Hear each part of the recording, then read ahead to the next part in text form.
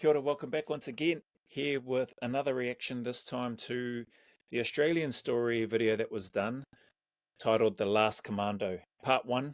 So this is a two-part about Corporal Cameron Baird, Australian 2 Commando operator who was tragically killed not long before Australia was withdrawing from the war in Afghanistan.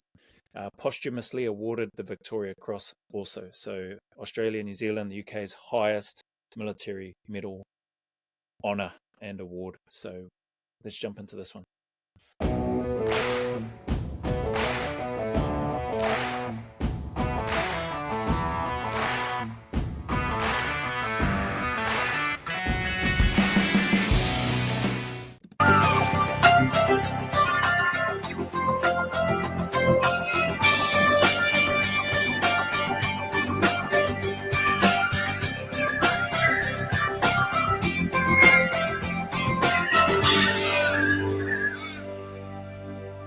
Hello, I'm Quentin Bryce. Tonight's Australian story provides a rare insight into the world of Australia's elite soldiers. Towards the end of my term as Governor-General, I awarded a posthumous Victoria Cross to Commando Cameron Baird. It was a profoundly moving day, one I will never forget. Corporal Baird was killed in action on the 22nd of June last year. He was the 40th, and in fact the last of our troops to die in Afghanistan. Tonight, for the first time, family, friends and fellow commandos tell the story of Cameron Baird.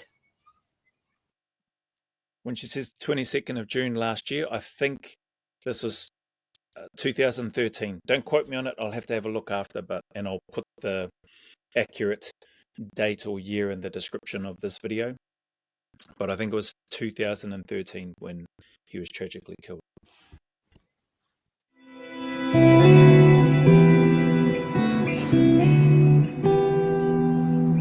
To be a commando, my observation would be a person of character, courage and tenacity. There's a lack of information in the public domain about what they've actually done, the fact they exist, what roles they've undertaken on operations in Afghanistan. Every member of the regiment has protected identity status. There are capabilities, there is knowledge that is sensitive in nature. Those people are protected to protect that sensitive information. Certain things are secret. They know they can't talk to friends and family about the missions. I probably, as a father, wanted to ask Cameron what he actually did. It may seem silly. I asked a simple question of, what's a normal day? And he said, all days are not normal, they're different. Certain things you can ask and certain things you can't ask. And if you ask the wrong thing, you just never got a reply. And one thing I can say is I look at these photos, obviously Cam with his dad. I remember hearing his name in and around there. I don't know if it was around the same time that I got to 4RAR or the 4th Royal Australian Regiment Commando Unit. I don't know if we ended up there at the same time before the changeover to 2 Commando and all that sort of stuff. By then I was already over in Perth. But for whatever reason, I recall his name, unless it was just from guys that I then had the good fortune to serve with who knew Cam and who mentioned his name. But I don't remember ever personally having the privilege to meet with Cam personally, but I do remember hearing his name bantered around the place. So, yeah. The stories are not told outside of the group until somebody dies. And one of the sad paradoxes of death that gives permission for the stories to be told.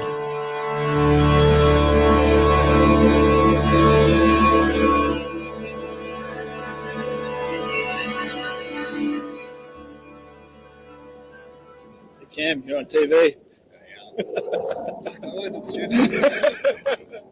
On 22nd of June 2013, with complete disregard for his own safety, Corporal Baird charged towards the enemy positions. Corporal Baird's acts of valour and self-sacrifice regained the initiative and preserved the lives of his team members. In getting that foothold for us, he gave up his life. That sacrifice is something that our whole country should be so proud. At Spotlight's winter sale, VIP save 50% off flannelette bed linen and winter blankets. At Spotlight, it's what you make it. Of. You can hear the love, in that guy's voice, or that's how it comes across to me anyway. Just the genuine love, the bond that's made between people that suffer and struggle together. Yeah. Feel for the bro, hearing him speak. Drums up emotions just hearing that and thinking about it and trying to find the words myself. Not having had the privilege to know Cameron personally, but knowing some people that did know him, that did serve with him, and that have only ever spoken highly of him. Huge loss for Australia, and for us over here in Aotearoa, New Zealand as well. Warriors like him that are prepared to risk it all for his brothers.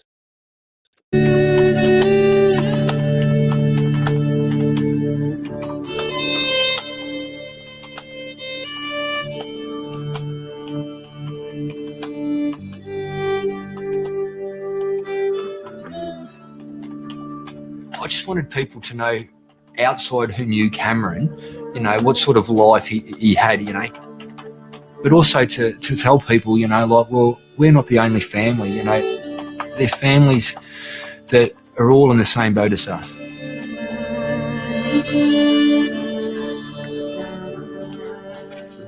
After Cameron was killed and his personal gear had been returned up here to home for us. Yeah, Michael Fussell. The one significant thing that stood straight out from it was a black folder that Cameron carried with him on his deployments. And inside that folder was a picture of every soldier that had been killed. That's when he won his MG in 2007 when Luke was killed, unfortunately. Cameron carried that out of a sign of respect. You mention these guys now and it's hard to believe they're actually all gone. No doubt he would look at that book from time to time and would motivate him to be. I'm just going to go back. I just saw a name that I recognise in a picture of a Brett Wood.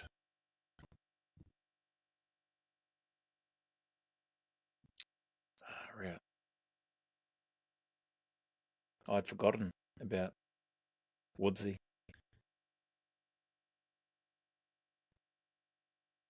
MG, DSM, Medal of Gallantry, Distinguished Service Medal, I think, is the DSM.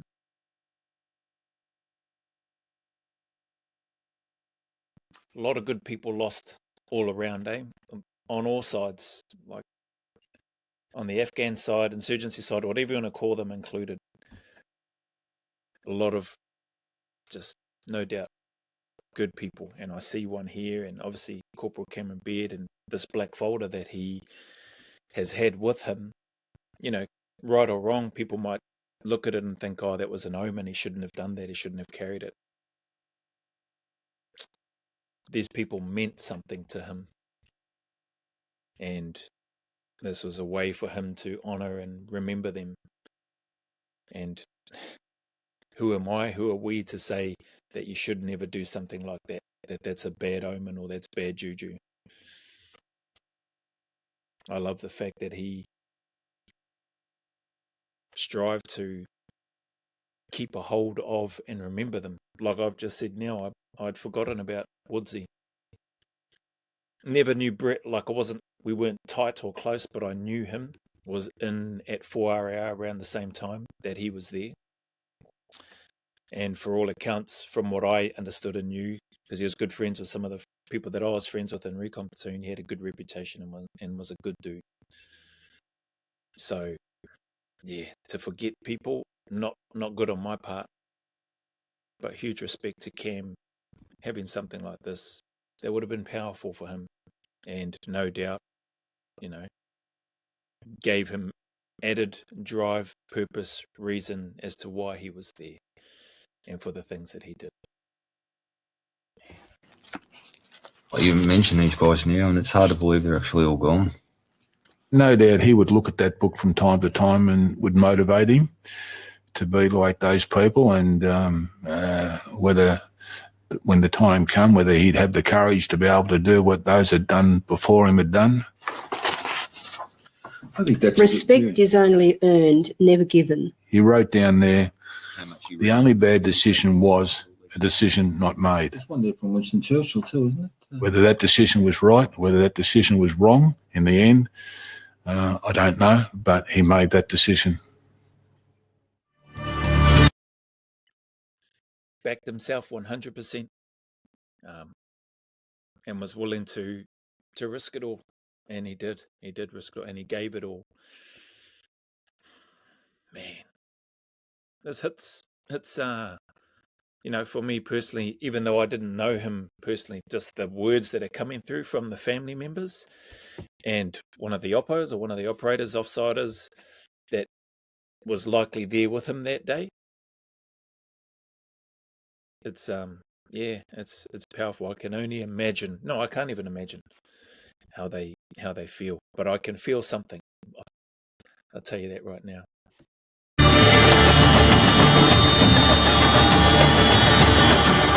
You don't know what you're going to be faced with, and you just need to make split-second decisions. And I'm not just talking about the enemy threat. You may come in, you may have a dangerous dog right there, you may have women and children. There's a lot going on. You need to assess it and then get on with it and complete your mission. There's a saying in the army that there's a barrack soldier and there's a field soldier. Cameron was the field man. He just wanted to do the job. 100%. Barrack soldier, field soldier, or camp soldier and field soldier, same sort of meaning. Guys that join in this unit, like the Corporal Bairds, Cameron Bairds of the world, they join to get amongst it and go do the job that people maybe don't agree with, people despise, people hate, whatever, but they sign up. People like Cameron, they sign up to go do the work that unfortunately becomes necessary when leadership fails, when leadership is unable to have the conversations and or the negotiations, whatever you want to call it, to be able to come to a peaceful resolution, that they've been voted into office to be able to do that and or being paid to try to avoid those things. But for whatever reason, again, not getting into that stuff, it hasn't proven to work out too well, and unfortunately you end up going into conflict. And in those moments, you have men like Cameron that join up, that sign up to go be the operator out in the field.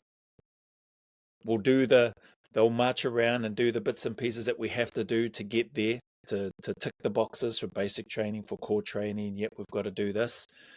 But once they're there and they make it, like that's the job. That's why they joined.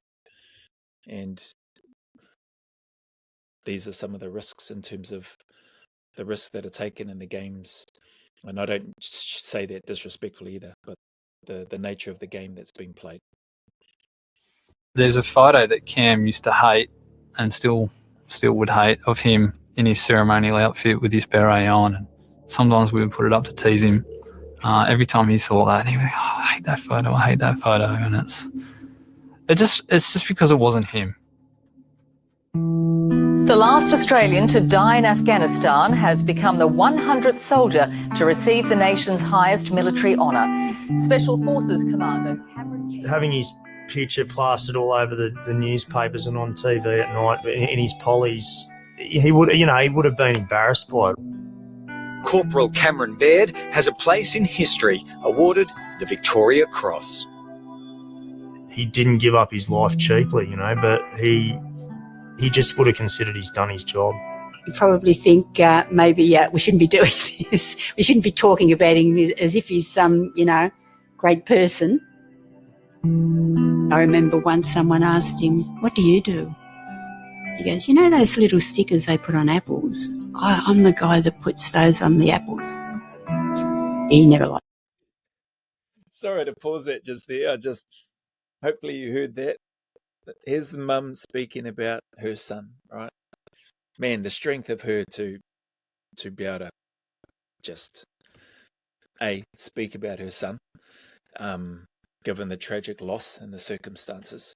But sorry for laughing. I laughed about the story that she just shared about the little stickers on apples.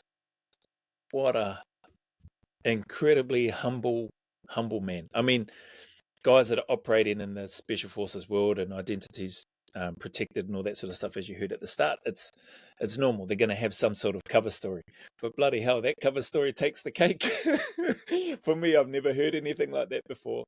Yeah, you know those stickers that you see on the fruits and the apples or whatever it was? Yeah, I do that. I put those on. I think anybody with, that's reasonably switched on would probably look at Cam and go, "Yeah, I don't think so, mate. You're a bit of a unit. I don't think your occupation is putting stickers on fruits." Man, what a very extremely humble man, and hearing his team members and his mum speak about him, and that he'd probably be, embarrassed that they're making a fuss over him or that they shouldn't be doing this. Just speaks to a testament to the character of the guy, right? To his humility, to his courage, to his desire to just want to do the job and not need any recognition for it. Massive respect, Cameron. Rest in peace, brother. Thank you for your service. Like drawing attention to himself. Cameron was the standout soldier of this regiment and someone that everyone looked up to. Being, Cam, the man that he was, probably wouldn't rather have a photo at all, but, he'd want a photo of him doing what he loved most. For such, a big, intimidating dude, a fearless warrior, he was actually a really gentle man, and he did have a big heart. For 2 Commando Regiment, Cameron's award doesn't change the way we see him. We think no more or less of Cameron because of the Victoria Cross. The advantage that this award brings is that we get to share his story with the rest of Australia.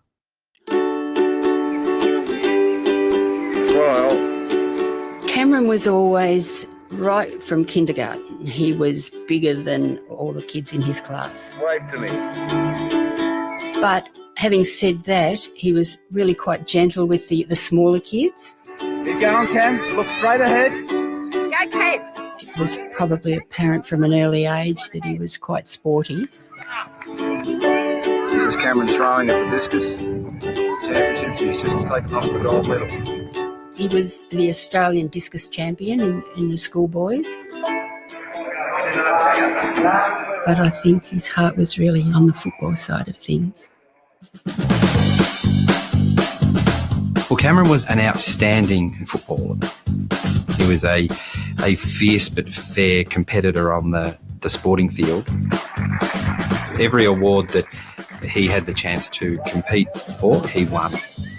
And he became the captain of the Victorian Primary Schools football team.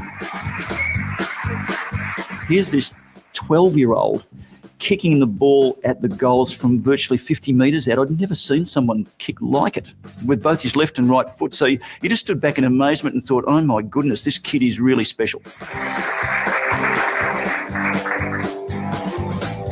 And he was quickly identified by the AFL feeder system. I guess Cameron decided at that point that he was probably going to take it as a profession. We certainly thought we'd be sitting in the MCG one day watching Cameron play football. Yeah, I played with Cameron down in Victoria.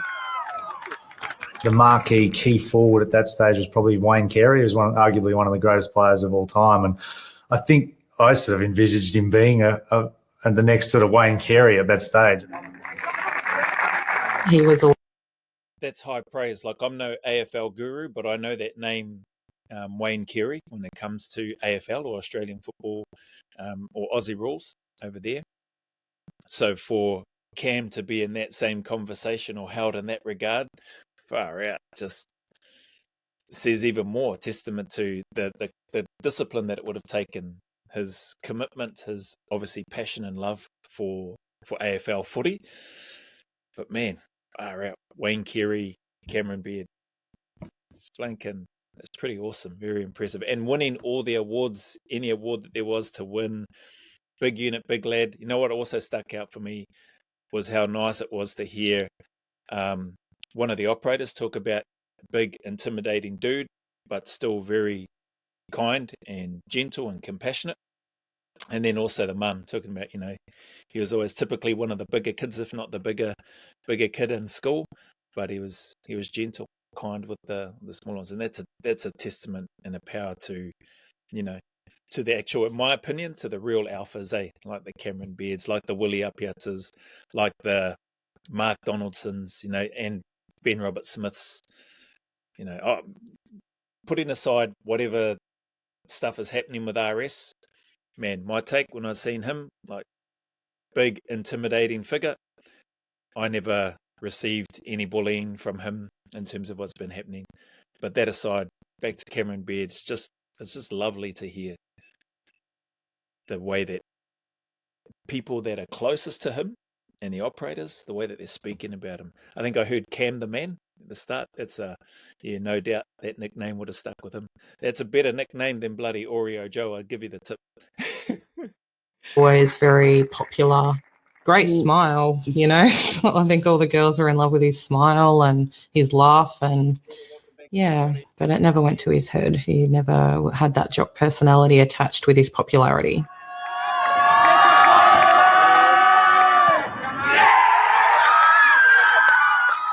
Cameron was very keen to be drafted. He'd received a letter from the Geelong Football Club again saying that they were interested in drafting him. He's last year in the under-18 competition, which is the one most are drafted from. Cameron had an opportunity to play in a fairly major practice match, and unfortunately a player comes through and connected and done serious damage to his shoulder. He discovered that he would have to have surgery, but he was anticipating still being drafted. I vividly remember the day that we watched the draft on TV, waiting for that name to be called out. It went right through, and his name was never called, and he was absolutely devastated. Sorry, just pausing there. I'll come back. I think they were talking about the draft, but heck, seeing the bro play the guitar and playing an Eric Clapton Tears in Heaven and singing, right, mate. That's awesome. There was a few guys at 4RAR. Rocky was one of them. Man, that guy could play the guitar and sing. In my opinion, anyway. Like, I'm no guru on the guitar at all. My platoon sergeant, Reece Dewar, he was another blinking stud on the guitar, playing and singing. So I got, you know, these guys, a couple of guys there, but then just seeing Cam playing the guitar and singing as well, far out. Talented dude, man. Talented. AFL, sports, music, soldiering, putting stickers on fruits. That's a joke there, but just on the back of what he would tell people, but far out. Awesome. Sad to hear. So I think I've heard the draft, the game, his shoulder, names went through and he hasn't been called out. But I'll rewind it if I've missed stuff. I think that's what the mum was just talking about. Not being drafted was such a shock to him and such a blow that he still wanted that competitive urge that was inside him to do something. And I said, well, what are you going to do? You haven't been drafted. He said, I'm going into the army. It was probably a rash decision because I've seen guys that have missed out but then kept the eye on the dream and got redrafted at a later stage. But certainly, in my eyes, he was good enough to be drafted at that stage. Wow, that's high praise. I just realised, looking back, so there's a picture of Cam. That looks like a Geelong Football Club uniform. I could be wrong, but I think that's what that is. I think the guy Wayne Carey maybe played for the Kangaroos? No, that must be the Australian team. Anyway, some team. I know the name anyway, I just don't know his team, the team that he played for. But I just want to go back. Jude Bolton, former Sydney Swans captain. Well, I didn't know that. But that's, again, just high praise, from these sort of high-level people that know the sport of AFL. I'm going to pause this one here just because of the timing on there. But there's a lot in this. I'll just go back to the picture there of Cameron. That must have been pretty devastating for him, considering, and it seems strange that he wouldn't be selected based on, the trajectory that he was heading on and the progression. But you know what? Everything worked out the way it was meant to, as tragic and as sad as it is, and as taken too soon, Mr. Cameron Baird, from us. But, based on listening to what his parents and what his siblings and what his comrades, his brothers, his operators that next to him have said, sounds like he wouldn't have had it any other way. High achiever, high performer, just selfless, humble dude. And these are the types of men that we're blessed and fortunate to have, that go out and are willing to risk it all, and if required, give it all for us. For in those moments, not necessarily for you and I back in country, safe in our homes, but to give and risk everything for the guys that are next to them. And there's, you can't, I can't adequately describe or explain that anyway. But I know what that feeling is like, and I know why, in terms of the feeling, why people want to go and do that and serve in that capacity, even though I might not be able to explain it very well. So appreciate you, Cameron. We'll come back. We'll do another reaction to this one later on. I'm going to download this one. But appreciate you, Zay. If you're here and you've taken anything from this, I hope that you take away what an incredible individual Cameron Baird is. Rest in peace. Cameron Baird VC, Victoria Cross winner. I think also saw Medal of Gallantry as well. And no doubt other awards rightly earned and deserved by this awesome human being. Unfortunately, he's no longer with us. Much love and respect to his family, to those that know him best and that served and worked with him. Hope they're doing okay, and appreciate the service and the sacrifice that has been made by those that are still here living, and in particular to Mr. Cameron Baird VC. That being said, as always, any challenges, struggles, trials, obstacles that you may be facing, people, just know that you're not alone. Keep turning up each day. Keep staying in the fight. Keep putting one foot in front of the other. Know and trust that there is a light at the end of that long, dark and dreary tunnel, even though we might not be able to see it just now. Know that the sun will shine again and that there are better days ahead. Just keep turning up. Remember, go always a little further. Who dares wins. And as always, a big man away from me to you, filled with my aroha, my respect, appreciation and gratitude for each of you.